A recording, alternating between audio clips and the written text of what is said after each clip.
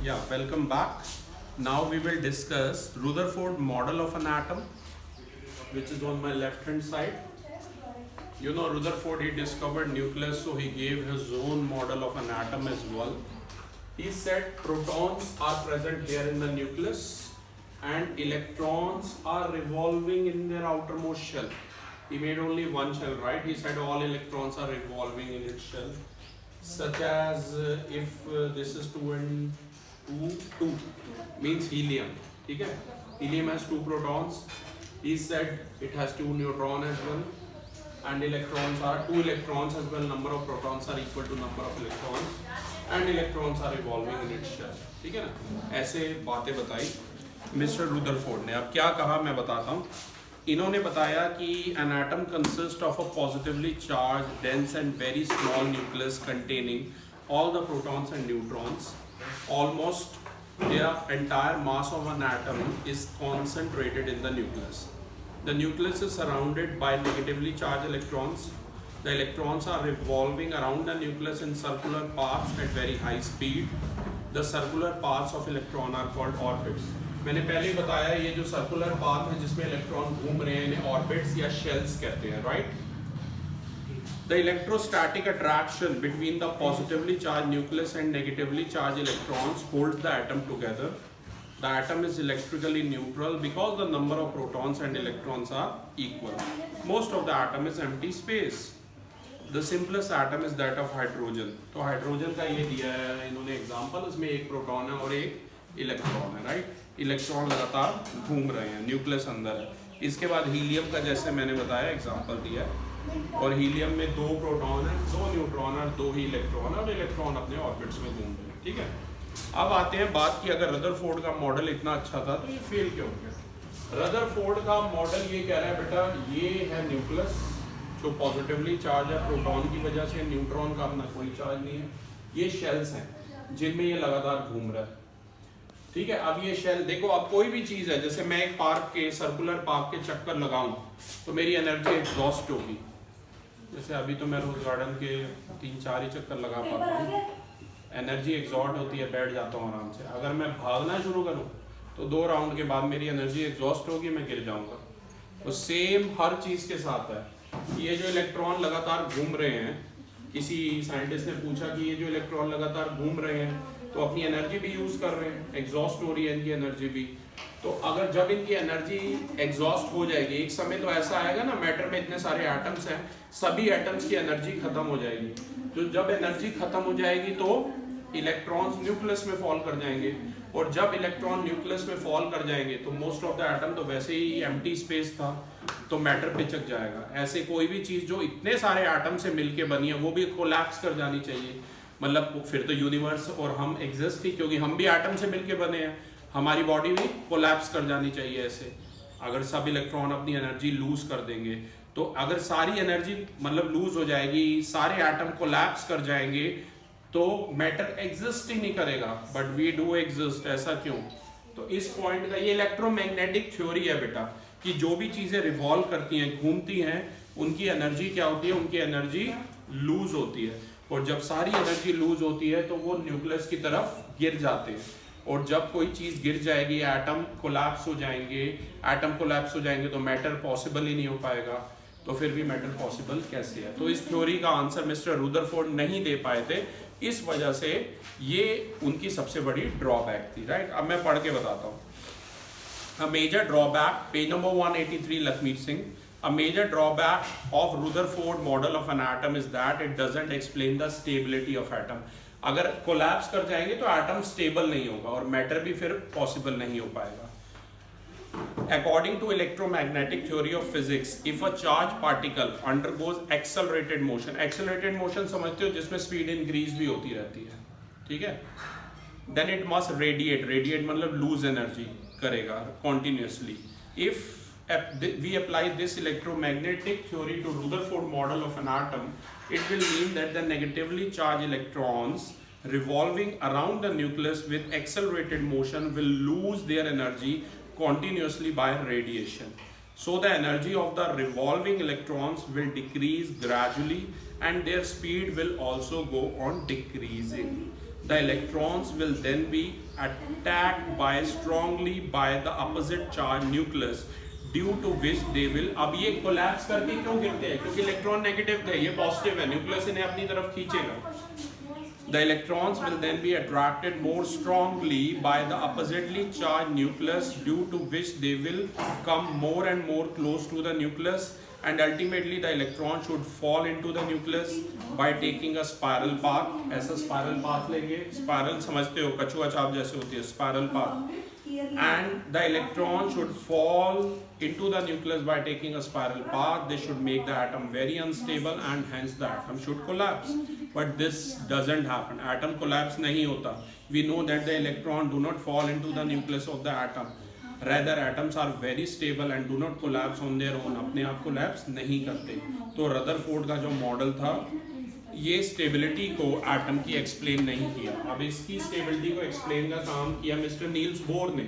ध्यान दीजिए, मिस्टर नील बोर्स के, उन्होंने ये न्यूक्लियस बनाया.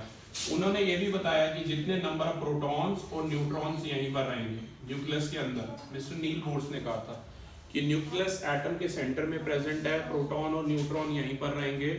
बहुत सारे इन्होंने शेल्स बनाए.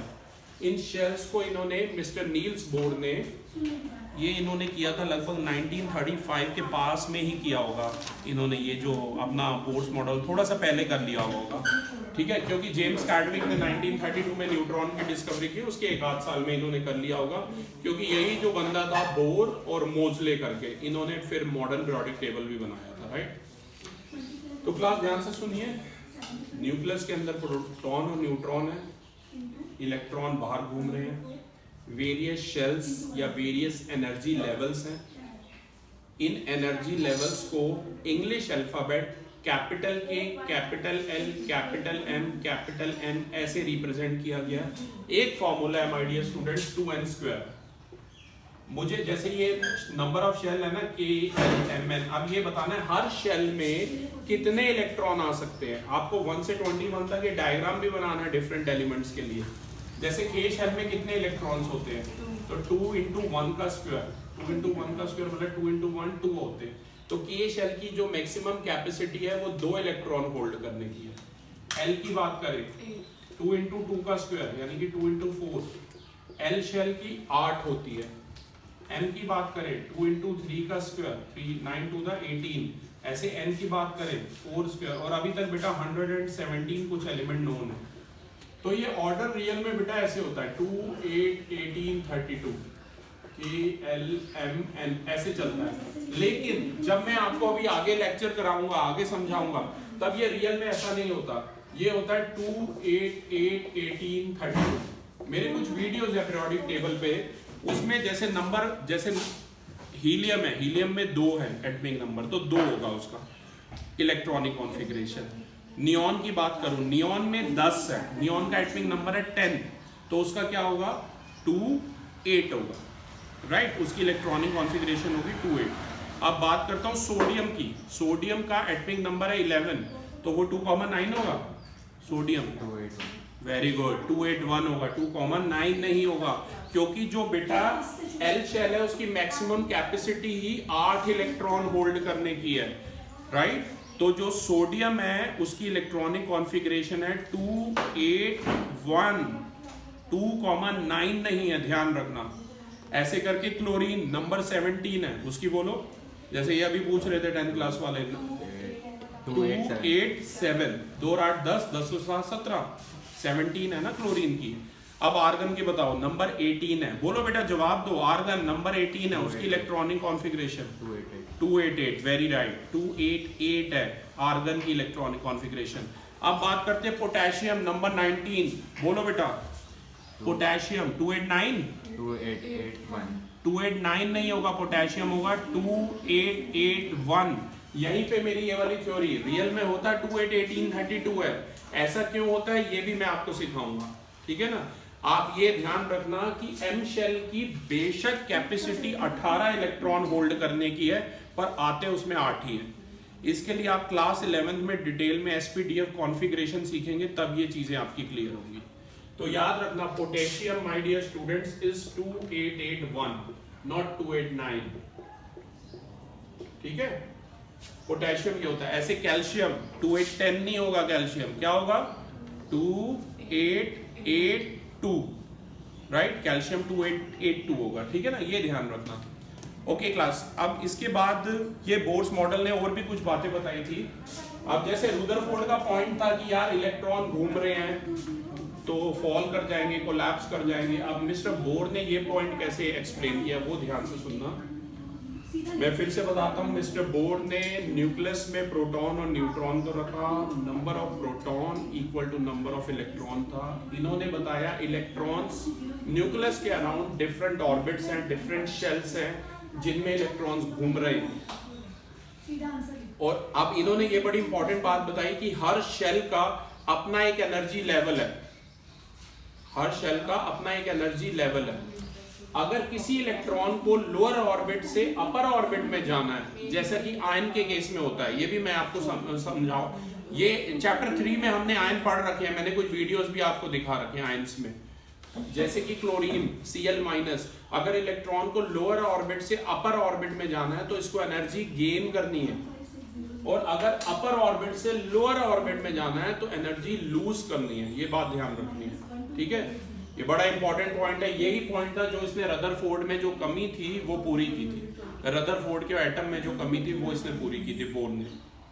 इन्होंने ये बताया था कि अगर इलेक्ट्रॉन को लोअर जैसे K से L में जाना है तो एनर्जी गेन करनी है, और M शेल से K शेल में आना है या L शेल में आना है तो एनर्जी लूज करनी है। और अगर सिंपल कोई एटम है जैसे सोडियम 281 है तो वो लगातार वैसे ही घूमते रहेंगे, अपने ही ऑर्बिट में घूमते रहेंगे, right. Are you getting my point? Ion formation के केस में वो लूज या गेन करते हैं एनर्जी। तो ऐसे मिस्टर रदरफोर्ड ने पेज नंबर 184 पे आप देख सकते हैं, इन्होंने ये इसकी कमी दूर की थी, ठीक है ना। मैं एक बार इसके पॉइंट्स रीड कर देता हूँ। मिस्टर बोर्स ने जो बोले, an atom is made up of 3 particles, electron, proton and neutron. Electrons are there in the outermost shell, protons and neutrons are there in the nucleus.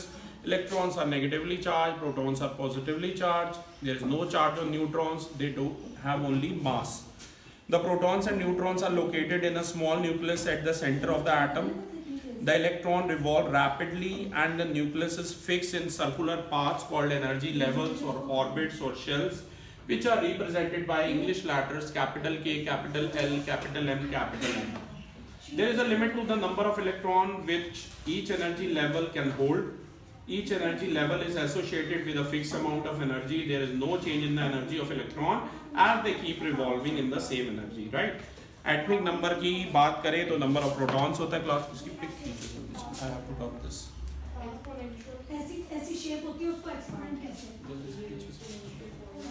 Okay class, इसके बाद में एक बड़ा सिंपल सा example दूंगा, आप मेरे साथ साथ करेंगे। We will keep sending pics in the group so that you can note down. ये वाली भेजो, 2-3 खींचो, 2-3 अच्छी सी।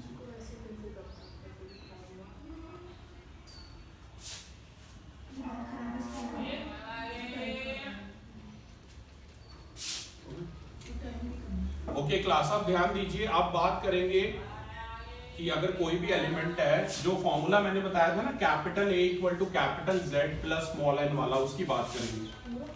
ध्यान दीजिएगा क्लास, कोई भी अगर जैसे मास नंबर आपको पता है, मास नंबर और एटॉमिक मास एक ही बात होती है, इसे कैपिटल A से रिप्रेजेंट करते हैं। जैसे कोई भी सिंबल है अगर किसी भी एलिमेंट का, सिंबल ऑफ एन एलिमेंट याद रखना, सिंबल ऑफ एन एलिमेंट। बेटा लोअर एक्सट्रीम पेज नंबर, इसकी पिक्स भेजी थी नहीं, हम आपको पिक्स भेज रहे हैं ताकि आप देख सकें, इसकी भेजो। तो याद रखिएगा, नीचे ये सिंबल आता है, यहाँ पर एटॉमिक नंबर आता है और ऊपर एटॉमिक मास आता है। और my dear students, atomic mass को आप मास नंबर भी कहते हैं। Atomic mass or mass number is one and the same thing. It is represented by capital A. Atomic number is represented by capital Z. और आपको याद रखना है atomic number is equal to number of protons होता है। Please focus on this. और number of protons जो होते हैं, कोई नहीं आपके पास, number of protons जो होते हैं वो number of electrons के equal होते हैं। ये बात भी याद रखनी है आपने। Okay, my dear students, the formula I have already told you is capital A is equal to capital Z plus small n, where small n is number of neutrons. इस पर बेस्ड एक दो न्यूमेरिकल करते हैं. जैसे कि suppose करो symbol है Al, please focus here. Aluminium ऐसे लिखा आएगा 13Al27, ऐसे लिखा आएगा 13Al27. इसका मतलब है कि जो एटॉमिक नंबर है इसका एल्यूमिनियम का कितना है 13, वेरी राइट. और ऊपर वाला एटॉमिक मास या मास नंबर कितना है 17.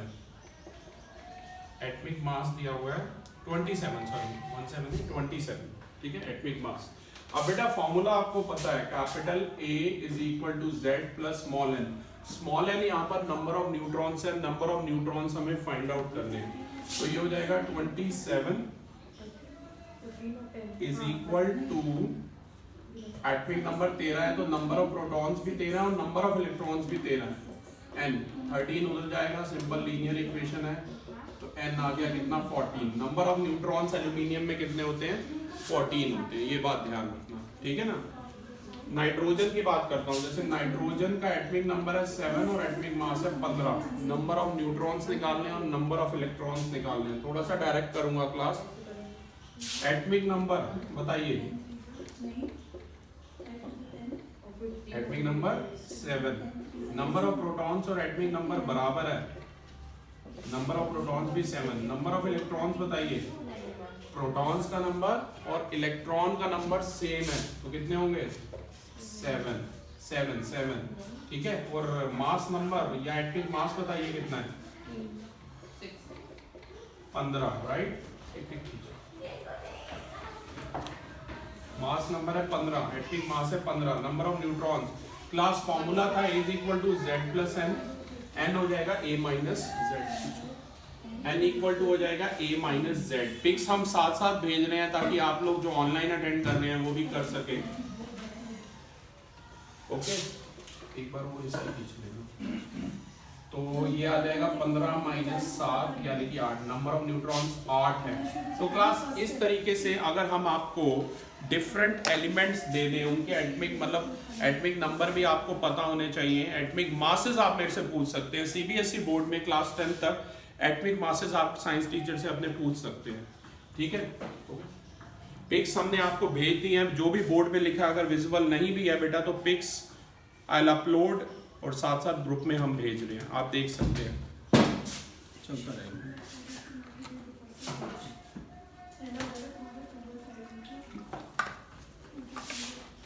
अब क्लास मेरी बात बड़े ध्यान से सुनिए. इसका जो अगला टॉपिक है बेटा फोकस करिए. इसका जो अगला टॉपिक है वो है कि पीरियोडिक टेबल कैसे बनाना है, एटॉमिक नंबर 1 to 21 कैसे बनाना है. उसके लिए ऑलरेडी मैंने अपलोड कर दी है.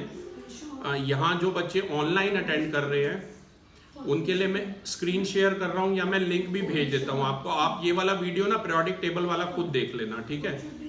मैं यहाँ पर स्क्रीन शेयर पे भी दिखा देता हूँ, पर बेस्ट होगा मैं लिंक भेज देता हूँ क्लास.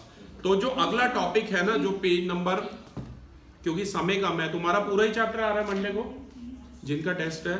हाँ, तो अगला जो टॉपिक है पीरियोडिक टेबल कैसे बनाना है, न्यूमेरिकल एंड ऑल दैट, उसके लिए मैं वीडियो का लिंक भेज रहा हूँ, आप वहां से देख लेना. तो वो वाला पार्ट मैं स्किप कर रहा हूँ और इसके बाद मैं आगे पढ़ा रहा हूँ. पेज नंबर 196 पर है, right. I repeat, periodic table के वीडियोस मैंने अलग से बना रखे हैं कि how to form, how to make a periodic table. वो आप खुद देख सकते हैं, ठीक है ना. वो मैं लिंक सेंड कर दूंगा आपको. इनर्टनेस की बात करें, जो ग्रुप नंबर 18 होता है बेटा, ग्रुप नंबर 18 जो होता है, ये मैं रफ कर रहा हूँ क्लास, कि इनर्ट कौन होते हैं जिनका ऑक्टेट कंप्लीट होता है. Class I hope screen is visible to you. Share screen कर रखिए, वो हटा दो. ग्रुप नंबर 18 के जो एलिमेंट्स होते हैं इनका हिंट भी मैंने बनाया हुआ है. इनका हिंट है हीमैन ने आर्यन को जिंक पे राइट कराई. वो हटा दो. हीमैन ने आर्यन को जिंक पे राइट कराई.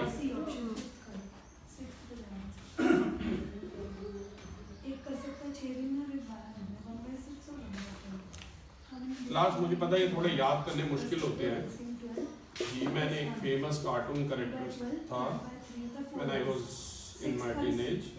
He-Man ने आर्यन को सेंट्रोजिंग या जाइलो कुछ भी कर लो हैं, जिंग या जाइलो, ये दोनों कार्ड्स आती हैं मार्केट में। ए का कोई सिग्निफिकेंस नहीं है, राइट कराई से रेड ऑन है। तो बेटा ऐसे हमने हिंट बना रखे हैं। आप अगर देखिए वैसे जैसे इसकी 2 है electronic configuration, neon is number 10, electronic configuration थोड़े से ब्रेक खींचनी पड़ेगी आपके साथ या उधर से भेज दें उनको पिक बुक में से।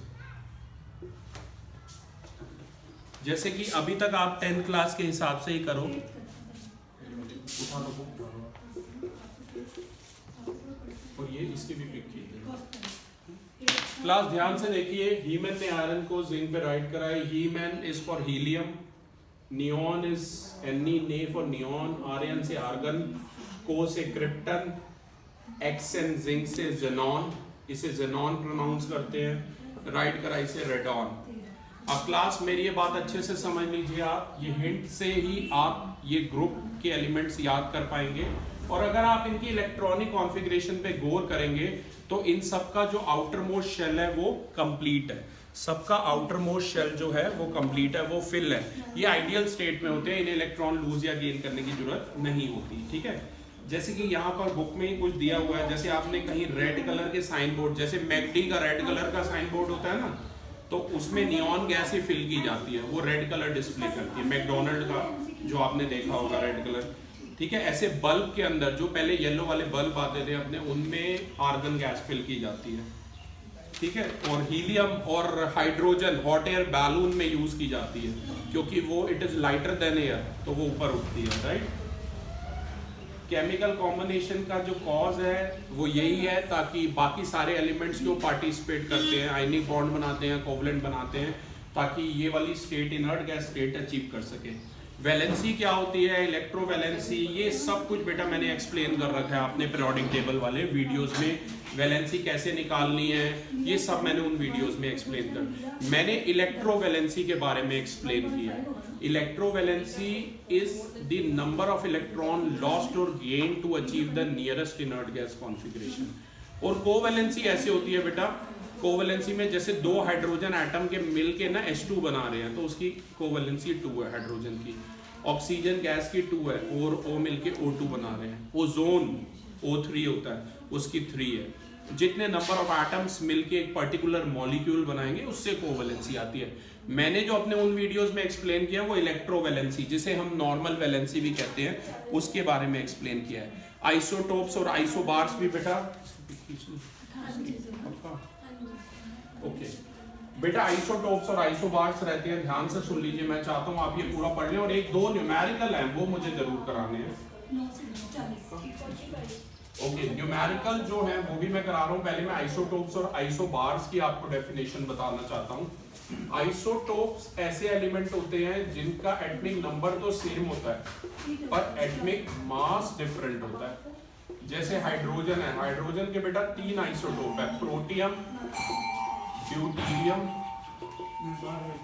और ट्रिशियम, राइट। ये 3 आइसोटोप हैं, प्रोटियम, ड्यूटेरियम, ट्रिशियम।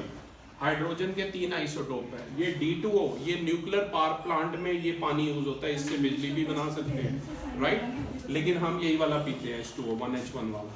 पर ये ड्यूटेरियम भी होता है, उसमें फॉर्मूला D2O हो जाता है। 10th क्लास में आपको बताऊंगा इसके बारे में और डिटेल में। ओके, यूरेनियम, पहला जो एटॉमिक बॉम्ब गिरा था, स्मॉल चाइल्ड उसका निकनेम था। आपको पता है पहला एटॉमिक बॉम्ब कहाँ गिरा था? हिरोशिमा में। और दूसरा नागासाकी। पता है नहीं पता? पहला एटॉमिक जो बॉम्ब था ना बेटा, वो यूरेनियम, इसी के फिजन पे बेस्ड था। ये सब आप 10th क्लास में बात करेंगे सोर्सेस ऑफ एनर्जी में। ऐसे यूरेनियम के 2 आइसोटोप होते हैं, ये थोड़ा कम मात्रा में मिलता है, U92U235, तो इसकी कमी 92U238 से। आपको पता है ना 235 और 238 यहाँ पर एटॉमिक मासेस है, 92 इसका एटॉमिक नंबर है यूरेनियम का। पहला एटॉमिक बॉम्ब जो हिरोशिमा में गिरा था वो इसके ही फिजन पर बेस्ड था, यूरेनियम का प्रयोग हुआ था उसमें। और दूसरा वाले में प्लूटोनियम के फिजन पे बेस्ड था। और हाइड्रोजन बॉम्ब जब थर्ड वर्ल्ड वॉर होगे तो हाइड्रोजन बॉम्ब का प्रयोग होगा, उसमें हाइड्रोजन के फ्यूजन पर बेस्ड है। ये सब डिटेल में हम क्लास 10th में बात करेंगे, ठीक है ना। पक्का थर्ड वर्ल्ड वॉर में हाइड्रोजन बॉम्ब्स यूज होंगे जो फ्यूजन टेक्नोलॉजी पे बेस्ड है, जिसपे सन के अंदर न्यूक्लियर फ्यूजन रिएक्शन चलती है जिससे वो एनर्जी रेडिएट करता है, ठीक है। ये ध्यान रखना। रशिया के पास, यूएस के पास इन्होंने हाइड्रोजन बॉम्ब की भी सक्सेसफुल टेस्टिंग कर रखी है, राइट। ये ध्यान रखना। तो आइसोटोप्स ऐसे एलिमेंट है बेटा जिनका atomic number same, atomic mass different है। और बात करते हैं इसकी क्या कहते हैं, आइसोबार्स ऐसे एलिमेंट्स होते हैं जिनका एटमिक नंबर डिफरेंट होता है पर एटमिक मास सेम होता है, इन्हें आइसोबार्स कहते हैं क्लास। ये आर्गन और अपना कैल्शियम दोनों का एटमिक नंबर डिफरेंट है और एटमिक मास दोनों का 40 है। कई फ्रैक्शनल एटमिक मासेस होते हैं, इसके बारे में अलग से मैं वीडियो अपलोड करूंगा, आई विल सेंड यू, तो ये ध्यान रखना, ठीक है। ओके क्लास, अब मैं बस आपको ये यूजेस पढ़ना भेज रहा हूँ और 2 न्यूमेरिकल हैं, उसका वीडियो मैं अलग से आपको सेंड कर दूंगा, ठीक है। 2-4 जो इंपॉर्टेंट न्यूमेरिकल हैं। रेडियो एक्टिव आइसोटोप्स के बारे में कहूँ, isotopes which are unstable due to presence of extra neutrons in their nucleus and emit various types of radiation are called radioactive isotopes और just radioisotopes. High energy radiations जो होती हैं, these emitted by radioactive isotopes are harmful to human beings. तो uranium मिल भी जाए हाथ ऐसे मत लगा लेना, वरना स्किन कैंसर और ऐसी डिसीजेज भी हो सकती हैं। रेडियो एक्टिव ऑफ एप्लीकेशन सुन लीजिए ध्यान से। जैसा कि मैंने बताया यूरेनियम 92-9 ये इन सब का, यूरेनियम के प्लूटोनियम से हम न्यूक्लियर बॉम्ब भी बना सकते हैं, बिजली भी बना सकते हैं। इंडिया ऐसी कंट्री है जो न्यूक्लियर बॉम्ब भी बनाता है और इलेक्ट्रिसिटी भी बनाता है न्यूक्लियर पावर प्लांट में। जर्मनी सबसे आगे है, वो 30% न्यूक्लियर एनर्जी एनरिच करता है अपने रिसोर्सेज पे, हम सिर्फ 1% ही करते हैं। Radio active isotopes are used as a fuel in nuclear reactors of nuclear power plants for generating electricity. Radioactive isotopes are used as tracers in medicine to detect the presence of tumors and blood clots etc. in the human body. Radioactive isotopes are used in the treatment of cancer. अब ये ध्यान रखो, arsenic 74 use होता है tracer detect करने में tumours या blood clots में, और कोबाल्ट 60 यूज होता है कैंसर क्योर करने में। और radio active isotopes are determine the activity of thyroid gland, which आपको पता है गॉइटर नाम की डिसीज होती है जिसमें थ्रोट काफ़ी फूल जाता है, तो आयोडीन 131 रेडियो आइसोटोप यूज होता है उसे क्योर करने में, ठीक है ना।